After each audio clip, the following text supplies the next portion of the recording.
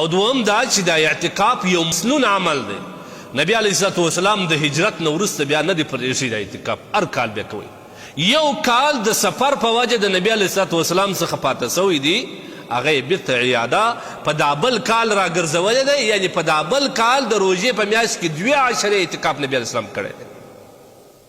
اول وار اعتکاف په باره کې د ابو سعید خدري روایت دی، وایي نبی کریم صلی الله تعالی علیه وسلم د روژې په میاشت کې په اول عشره کې اعتکاف وکړ، موږ هم ورسره وو. بیا جبریل ورته راغلی چې کم شی ته غواړې هغه په دغه عشره کې نه دی. نبی علیه الصلاة والسلام د 2 عشرې اعتکاف څه وکړي، ملګرو ته وایي چې دا 2 عشره به چې کله 2 عشره پای ته رسېدل، بیا جبریل علیه الصلاة والسلام ورته راغلی چې کم شی ته غواړې ستا مطلب دی چې شب قدر دی، هغه په دې کې نه دی. نبی علیه الصلاة والسلام سهار صحابه راټول کړل او دې ته خطبه وویل او دا یې ورته وفرمایل کم ملګري چې د نبی علیه الصلاة والسلام سره په اعتکاف کې وه، هغه دې د 10 ورځو دپاره نور اعتکاف ته ځان آماده کړي، ځکه شب قدر په د آخرو شپو کې دی. الله سبحانه وتعالی ما ته ښوولی و، خو زما څه بیرته هیر کړل سوی و. او بیا نبی علیه الصلاة والسلام څه وایي، دغه شب قدر چې کوم دی په آخر عشره کې دی، وانها فی العشر الاواخر، دغه شب قدر چې کوم دی په آخر عشره کې دی. نبی علیه الصلاة والسلام د دې وروسته هر آخر عشره د روژې د هر کال ده نبی علیه الصلاة والسلام اعتکاف کړی.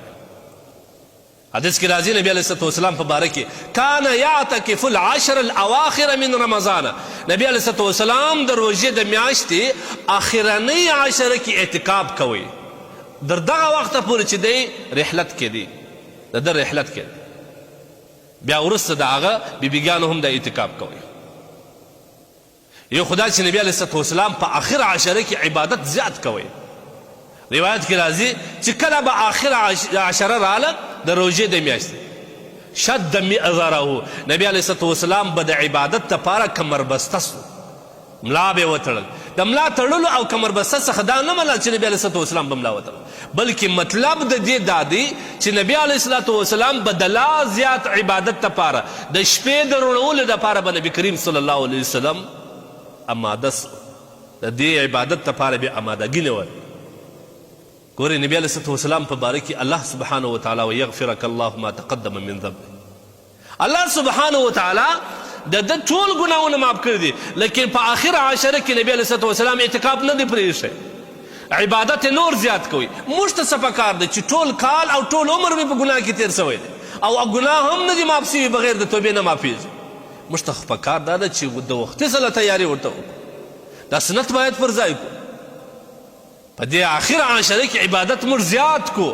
نبی علیه الصلاة والسلام مبارک راځي چې د کان ایقظ اهله، نبی علیه الصلاة والسلام به خپل کورنۍ فامیل هم د عبادت لپاره راکښېنول.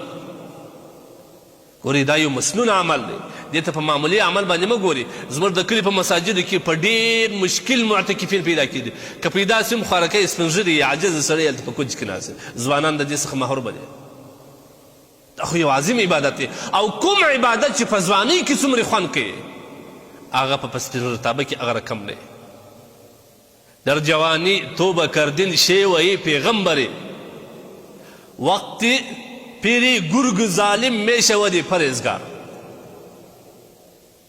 وای د زوع په وخت کې هغه ظالم لیوه هم آخر پرهیزګار سی، او دا میژو ته وایي دا رمې ته وایي چې نور زه به لا په تا کار په دې کې کرنک نه وي، توان او طاقت نه وي پکې.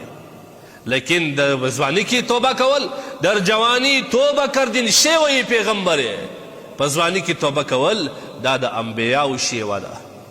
باید موږ هم ځواني د الله په دین کې مصرف کو، کم از کم د آخر عشره کې خو عبادت زیات کو. که اعتکاف نسو کولی د شپې عبادت خو باید موږ زیات کو. اول خو کوشش دا وکړي ځوانان اعتکاف ته آماده سي. دا د دنیا کارونه ما ټول نه خلاصېږي، هېڅ کله ولاکته خلاص چې ځان دې په خپله فارغه کړی نه، ځان دې په لوی لاس د نورو کارو سره ګرځولی نه، د هغه ساعته پورې به ته نسې فارغه.